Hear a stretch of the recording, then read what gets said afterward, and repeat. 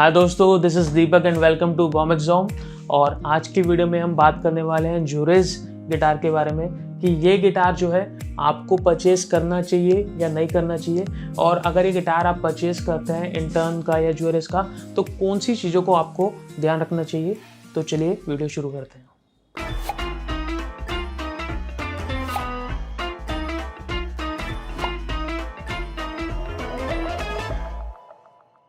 दोस्तों, ज्यूरेस जो है इंडिया का सबसे ज़्यादा बिकने वाला गिटार है। इसकी आप अमेज़ोन पे रेटिंग देखेंगे तो अराउंड 4 पॉइंट कुछ इसकी रेटिंग है, और इसमें पता नहीं 15-20 हज़ार पता नहीं कितने रिव्यूज़ डल रखे हैं अलग अलग इसके मॉडल के।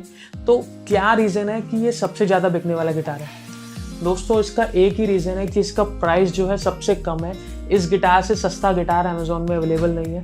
इंटर्न ज्यूरेस जो थे ये पहले ऐसे गिटार थे जो इंडिया में सबसे सस्ते गिटार आए थे, और जब ये आए तो इन्होंने बाकी सारे गिटारों को पीछे छोड़ दिया, क्योंकि इंडिया में सबसे सस्ता चलता है इसलिए सबसे ज़्यादा ये बिका, और इसलिए अमेज़ोन पे सबसे ज़्यादा रेटिंग जो है इस गिटार की है। सबसे ज़्यादा मैं आपको 4 पॉइंट उसकी बात नहीं कर रहा हूँ, मैं बात कर रहा हूँ सबसे ज़्यादा लोगों ने इसके रिव्यू डाल रखे हैं, यानी कि 10-15 हज़ार जो है इसकी रिव्यू डाल रखे हैं।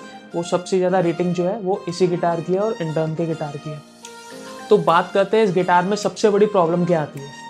दोस्तों, क्या होता है कि ये गिटार जो है ये बहुत ज़्यादा बल्क क्वांटिटी में चाइना में बनता है, और इस वजह से क्या है कि आप जब भी महंगे गिटार लेते हैं, जैसे कि यामाहा का गिटार लेते हैं, एपिफोन का गिटार लेते हैं, तो उन सब गिटारों में सबसे मेन बात ये होती है कि वो एक एक गिटार एक जो चीज़ होती है उसकी उस पर ह्यूमन टच होता है, उसमें एक एक चीज़ ध्यान दी जाती है। जैसे कि फ्रेटबोर्ड जो है एकदम सीधा होता है, ब्रिज जो होता है लकड़ी का होता है, इसमें जो डिस्टेंस होता है फर्स्ट फ्रेट से लेके ब्रिज तक का वो एकदम एक्यूरेट होता है। लेकिन इन गिटारों में क्या होता है कि ये मशीन से बनते हैं और बहुत ज़्यादा क्वांटिटी में बनते हैं, इसलिए हर एक गिटार पे ध्यान देना उनके लिए पॉसिबल नहीं होता है। तो उसकी वजह से मेजर प्रॉब्लम ये आती है कि इस गिटार का जो एक्शन है, यूजुअली क्या होता है कि गिटार जब आप मंगवाते हैं तो उसका एक्शन जो है एकदम कम होना चाहिए। एक्शन का मतलब होता है स्ट्रिंग्स और फ्रेटबोर्ड के बीच में जो डिस्टेंस होता है उसको एक्शन बोलते हैं।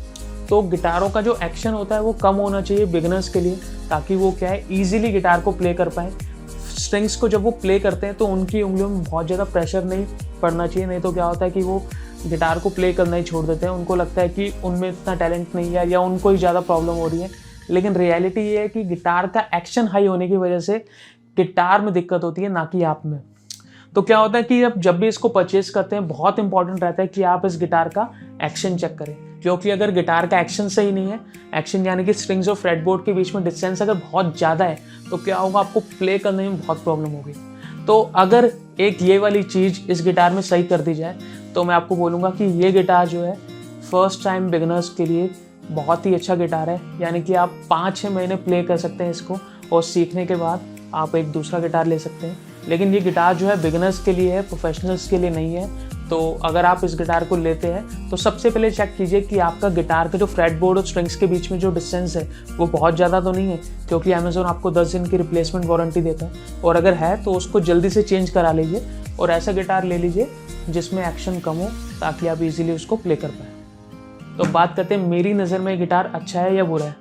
तो सच बोलूँ तो मेरी नज़र में गिटार बहुत ही बढ़िया है, क्योंकि 2 से 3 हज़ार की रेंज के अंदर ये गिटार जो साउंड क्वालिटी देता है वो आपको और कहीं नहीं मिलेगी। मतलब ये चाइना ने बना रखा है, आई एक्सेप्ट इट, लेकिन इस गिटार की जो साउंड क्वालिटी है और जो इसमें ओवरऑल फीलिंग है गिटार में, 2-3 हज़ार के हिसाब से बुरी नहीं है। तो आप इसको यूजुअली 5-6 महीने प्ले करके या 1 साल प्ले करके आप नया गिटार ले सकते हैं, फुल साइज़ गिटार ले सकते हैं, क्योंकि ये मीडियम साइज़ है, 39 इंचज़ है। फुल साइज़ 41 इंचज़ गिटार ले सकते हैं और अपनी म्यूज़िक जर्नी को कंटिन्यू कर सकते हैं। तो होपफुली दोस्तों आपको ये वीडियो जो है अच्छी लगी होगी, और अगर आप चाहते हैं मैं किसी और गिटार का रिव्यू दूं और आपको टिप्स एंड ट्रिक्स बताता रहूं कि आप कैसे अपना अच्छा गिटार चूज़ कर सकते हैं, तो नीचे मुझे कमेंट में बता देना और सब्सक्राइब बटन दबा देना। आप अगर किसी और गिटार की वीडियो का चाहते हैं मैं रिव्यू करूं तो मुझे आप बता सकते हैं, अगली वीडियो में उसके बारे में बता देंगे।